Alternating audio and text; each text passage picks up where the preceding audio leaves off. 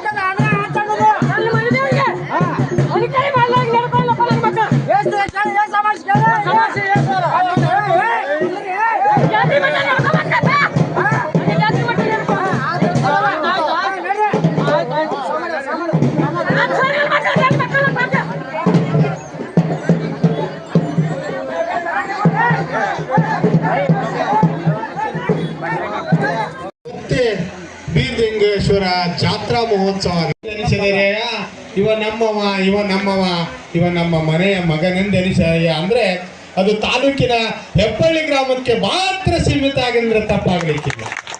ಯಾಕಂದ್ರೆ ಎಲ್ಲರೂ ಸಹ ಇವತ್ತಿನ ಬೀರಲಿಂಗೇಶ್ವರ ಜಾತ್ರಾ ಮಹೋತ್ಸವ ಆಗಿ ಎಲ್ಲರೂ ಇದು ನಂದಪ್ಪ ಇದು ನನ್ನ ಮನೆ ದೇವರು ಅಂತೇಳಿ ಎಲ್ಲರೂ ಪೂಜಿಸಿಕೊಂಡು ಎಲ್ಲರೂ ವೇದಿಕೆ ಮೇಲೆ ಕೂತ್ಕೊಂಡವರಲ್ಲ, ಅದು ಬಾದಾಮಿ ತಾಲೂಕಿಗೆ ಹೆಮ್ಮೆಯ ವಿಷಯ. ಹೆಬ್ಬಳ್ಳಿ ಗ್ರಾಮದಲ್ಲಿ ಬಹಳ ಉತ್ಸಾಹದಿಂದ ಇವತ್ತು ಬಸವ ಜಯಂತಿಯ ಜೊತೆಗೆ ಬೀರಲಿಂಗೇಶ್ವರ ಜಾತ್ರೆಯನ್ನ ಆಚರಣೆ ಮಾಡಿ ಬಂದರು. ಇದು ಆಗಬಾರ್ದಾಗೈತಿ. ಯಾಕಪ್ಪ ಅಂತಂದ್ರೆ ಬಹಳ ಕಡೆ ರುದ್ರಾಸನ ಆಗಿರ್ತಾವೆ. ಇದ್ರ ಸಂಬಂಧ ಈ ರುದ್ರಾಸನಲಿಂತ್ರ ನೀವು ಏನಾಗ್ತೀರ ಅಂದ್ರೆ ಈಗ ನೀವು ಸ್ವಸ್ಥರಿರ್ಬೋದು, ಮುಂದೊಂದು ದಿನಮಾನಕ್ಕೆ ಮತ್ತೆ ನೀವು ಅತ್ತೆ ಹಾಕ್ತೀರಿ. ನಿಮ್ಮ ಅತ್ತಿನ ನಿಮ್ಮ ಮಾವನ್ನ ನೀವು ಹೆಂಗೆ ಜೋಪಾನ ಮಾಡ್ಲಾರ ರುದ್ರಾಶ್ರಮ ಕಳಿಸಿದ್ರಿ ಅಂದ್ರೆ ಮುಂದೊಂದು ದಿನಮಾನಕ್ಕೆ ನಿಮ್ಮ ಮಕ್ಕಳು ನಿಮ್ಮ ರುದ್ರಾಶ್ರಮ ಕಳಿಸ್ತಾರೆ. ಅದ್ರ ಫಲವಾಗಿ ಊಟ ಮಾಡಲೇಬೇಕಾಗುತ್ತೆ.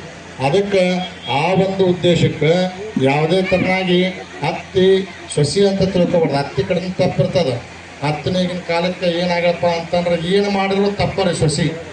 ಒಂದು ಏನು ಮಾಡಿದ್ರು ತಪ್ಪು, ಚಹಾ ಮಾಡಿದ್ರು ತಪ್ಪು, ಸ್ವಲ್ಪ ಮಾಡಿದ್ರು ತಪ್ಪು, ಭಾಳ ಮಾಡಿದ್ರು ತಪ್ಪು, ಅಥವಾ ಅನ್ನ ಮಾಡಕ್ಕೆ ಹಚ್ತಾಳೆ, ಅನ್ನ ಮಾಡುವತ್ತ ಒಟ್ಟು ಹೆಚ್ಚಾಗೋದ ಒಟ್ಟು ಕಡಿಮೆ ಆಗೋದ, ಏನೋ ಮಾಡುವತ್ತ ಎಲ್ಲವೂ ಹೆಚ್ಚು ಕಡಿಮೆ ಹಾಕಿರ್ತವೆ. ಅದಕ್ಕೆ ಒಟ ಅನ್ಕೊಂತ ಮಗ ಬರ್ತಲಿನ ನೀನು ಏನೂ ಕಲಿತೇ ಇಲ್ಲ, ಏನು ಹೇಳಿದ್ರು ಕೇಳವಲ್ಲ ಅಂತ ಪಾಠ ಬಡಿಸಿದ್ರೆ ಅದನ್ನು ಅವ್ರದ್ದು ತಪ್ಪಿರ್ತದೆ.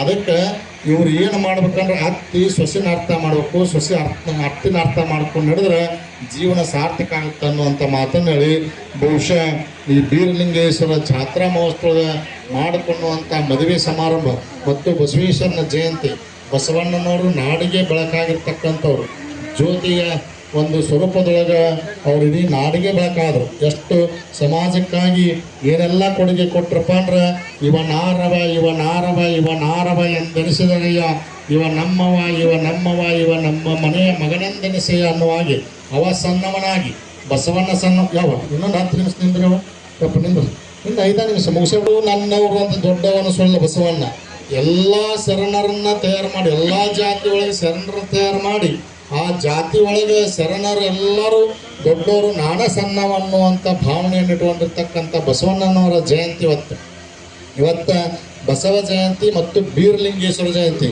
ಬೀರಲಿಂಗೇಶ್ವರ ಶಿವನ ಸ್ವರೂಪ, ಬಸವಣ್ಣನು ಶಿವನ ಸ್ವರೂಪ, ಇವರಿಬ್ಬರು ಶಿವನ ಸ್ವರೂಪ ಕೂಡಿರ್ತಕ್ಕಂಥ ಒಂದು ಯೋಗದೊಳಗೆ ಬಹುಶಃ ಇವತ್ತಿನ ದಿನಮಾನಕ್ಕೆ ಏನು ನಕ್ಷತ್ರ, ಯೋಗ, ತಿಥಿ, ಕರ್ಣ ಏನೂ ನೋಡೋಂಗಿಲ್ಲ. ಪಂಚಾಂಗ ನೋಡೋ ಅವಶ್ಯಕತೆನೇ ಇಲ್ಲ. ಯಾವ ಪಂಚಾಂಗಕ್ಕೂ ಸಂಬಂಧ ಇರಂಗಿಲ್ಲ.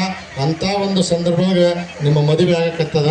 ಅದಕ್ಕೆ ನೀವು ಮದುವೆ ಮಾಡ್ಕೊಂಡವರು ಸುಖವಾಗಿರ್ರಿ ಅನ್ನುವಂಥ ಮಾತನ್ನು ಹೇಳಿ ಬಹುಶಃ ಇನ್ನೊಂದು ನಿಮಗೆ ಗಂಡ್ಮಕ್ಳು ಒಂದು ಮಾತು ಹೇಳ್ತೀನಿ. ನೀವು ಮದುವೆ ಆಗುವಂಥ ಸಂದರ್ಭದಾಗ ಏನೋ ಚಟ ಇರ್ಬೋದು, ನಿಮ್ಮ ಕುಡಿತಿರ್ಬೋದು, ಪಾನ್ ಪ್ರಾಕ್ ತಿಂತಿರ್ಬೋದು, ಸಿಗರೇಟ್ ಸೇರ್ತಿರ್ಬೋದು, ಇಸ್ಪೇಟ್ ಆಡ್ತಿರ್ಬೋದು, ಓಸಿ ಆಡ್ತಿರ್ಬೋದು, ಏನೋ ದುಷ್ಟ ಚಟಗಳನ್ನ ಕಲ್ತಿರ್ಬೋದು.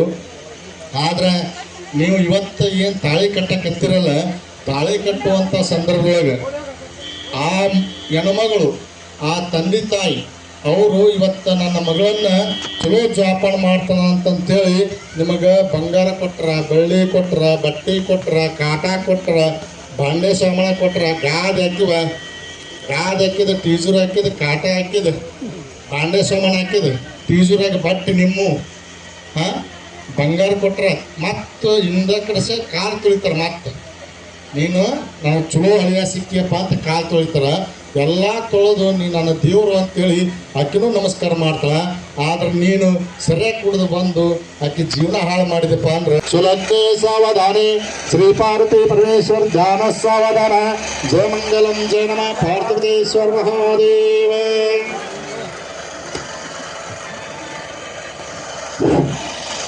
ಎಲ್ಲರಿಗೂ ಧನ್ಯವಾದಗಳು.